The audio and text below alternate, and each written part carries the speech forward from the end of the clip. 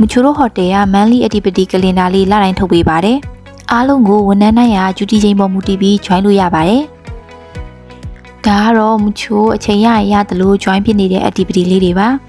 ။ shopping trip ကမချိုတို့ကျွန်းနယ်အနီးဆုံးဖြစ်တဲ့ Naifaru local island ကိုဒီလိုမျိုးနှစ်ထပ်ဆက်လေးနဲ့လိုက်ပို့ပေးတာပါ။မချိုကတော့မြေပေါ်မှာပဲထိုင်တာပါ။အပေါ်မှာထိုင်ရတဲ့အဓိကအကြောင်းရင်းက shopping trip ကိုညဘက်ပဲစီစဉ်ပေးတာဆိုတော့ကျယ်ရီအပြည့်နဲ့ကောင်းကင်ကြီးကိုတဝါကြီးထိုင်ကြည့်ချင်လို့ပါ Ladies Night ကအမျိုးသမီးတွေအတွက်တည်တံ့ဖြစ်ပြီး hotel က food နဲ့ drink ပိုင်းကိုလည်း provide လုပ်ပေးထားပါသေးတယ်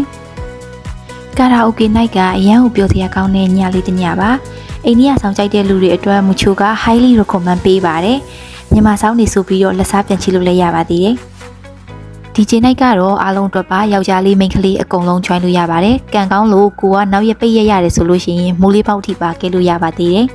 ။မချိုအကြိုက်ဆုံး activity ဖြစ်တဲ့ Lady Snorkeling Trip လေးပါ။ Snorkeling အတွက်လိုအပ်တဲ့ပစ္စည်းတွေကိုလည်း hotel က provide လုပ်ပေးပါတယ်။ Snorkeling Trip ကအနီးနားမှာရှိတဲ့လူမနေတဲ့ကျွန်းတွေမှာသွားလို့ရတာပါ။ပင်လယ်ကြီးနဲ့အခုလိုအမှတ်တရတပ်ပုံလေးလည်းရိုက်လို့ရပါသေးတယ်။ Monthly activity video လေးကိုဆုံးဖြတ်ကြည့်ပေးတဲ့လူတယောက်ချင်းစီတိုင်းကိုကျေးဇူးတင်ပါတယ်ရှင်။ Bye bye